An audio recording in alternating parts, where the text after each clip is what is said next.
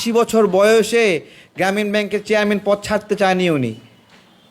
ওনার সঙ্গে ওনার নিজের তৈরি করা আইন আছে যে এত বছর পরে চেয়ারম্যান থাকা যাবে না। উনি নিজে আইন করে নিজে সেই পদ ছাড়তে চায় না, শেষে সরকারের মামলা করে ওখান থেকে সরাতে হয়েছে। আর উনি এখান থেকে পদত্যাগ করে চলে গেছে। উনি সহজে যাবে না। যে শর্তগুলো আমেরিকা দিছে এগুলো পূরণ হওয়া পর্যন্ত উনি এক গ্লাস পানিও খাবে না। অভিমানের মধ্যে 1 নাম্বার অভিমান হলো যে করিডোর দেওয়াতে আমরা থাবা দিছি, তাই তো? করিডোর দিতে দেবো না। তারপরে বন্ধ দিতে আমরা থাবা দিছি।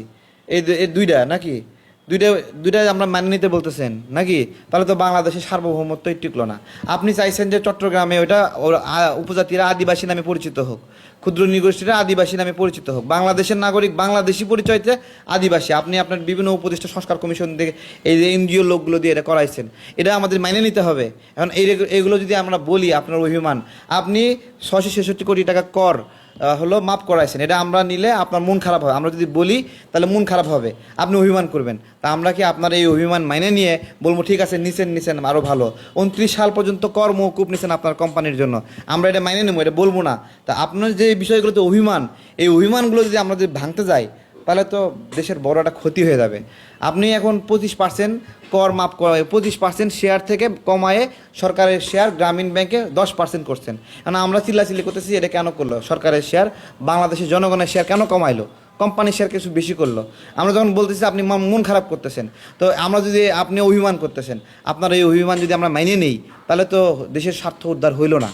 তো ডক্টর ইউনূসের সব অভিমান মাইনে নেওয়া সম্ভব না। অনেকে বিভিন্ন কথা বলতে পারে, পদত্যাগ চাই না আমরা, অনেক নানা বলছে। আরে ভাই, পদত্যাগ করতে চাইছে নাকি? এই লোক পদত্যাগ করবে এত সোজা? জুলাই গণঅভ্যুত্থানের অন্যান্য যারা পার্ট রয়েছে তারা যখন দেখে ছোট ছোট পার্টগুলো যে একটা পার্টকে ডক্টর ইউনূস স্পেশালভাবে প্রিভিলেজ দিচ্ছে, তখন তাদের তো একটা এখানে মন খারাপ হওয়া স্বাভাবিক। এই যে স্পেশাল প্রিভিলেজ দিচ্ছে, এই যে রাজনৈতিক প্রক্রিয়াগুলোতে তাদের অন্যান্য অংশগুলোকে সংযুক্ত না করে এনসিপির মানুষগুলোকে সংযুক্ত করতেছে, এটা ইন্টেনশনালি দেখাচ্ছে যে জামাত এবং বিএনপির মতো এরাও একটা বড় শক্তি, ঠিক আছে? কিন্তু ছাল নাই, চামড়া নাই, কুত্তা ঘেউ ঘেউ করে, এইরকম একটা অবস্থা। তো এখন সেই অবস্থার মধ্যে তাদেরকে স্পেশাল প্রিভিলেজ দিয়ে দেখাচ্ছে। বিএনপি জামাতের সাথে মিটিং করছে, ওই সময় এনসিপি লোকদেরকে ডাকে বুঝাইছে যে বিএনপি এবং জামাত যেরকম একটা শক্তি, এনসিপিও একটা ওই রকম শক্তি, ঠিক আছে? কিন্তু আসলেই কি এনসিপিও একটা শক্তি?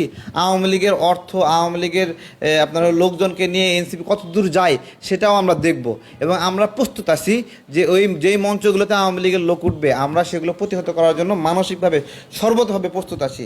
ডক্টর ইউনূস যেভাবে একটা রাজনৈতিক প্রক্রিয়াকে স্পেশাল প্রিভিলেজ দিয়ে অন্যান্য রাজনৈতিক প্রক্রিয়াগুলোকে দুর্বল করছে। দেখেন, ডক্টর ইউনূস বিভিন্ন ছোটো ছোটো রাজনৈতিক যে প্রক্রিয়াগুলো ছিল, ডক্টর ইউনূস ওই একটা দলকে স্পেশাল প্রিভিলেজ দিয়ে এটা তার দল এইরকম একটা হাইপ তৈরি করে ছোট ছোট দলগুলো থেকে কর্মী নিয়ে গিয়ে সেই দলগুলোতে ভাঙ্গন সৃষ্টি করছে। তাহলে ওই দলগুলো ডক্টর ইউনূস ক্ষতি করছে। এই জুলাইয়ের রাজনৈতিক দলগুলোর একমাত্র ক্ষতি করছিল ডক্টর ইউনূস নিজ হাতে একটা দলকে বিশেষ সুযোগ দিয়ে সেই দলগুলো থেকে কর্মী নিয়ে গেছে, দল ভাঙ্গন ধরাইছে। এই সমস্ত রাজনৈতিক প্রক্রিয়ার জন্য ক্ষতিকারক একটা বিষ ডক্টর ইউনূস একটা দলকে এইভাবে স্পেশাল প্রিভিলেজ দিয়ে এই কাজগুলো সে করছে।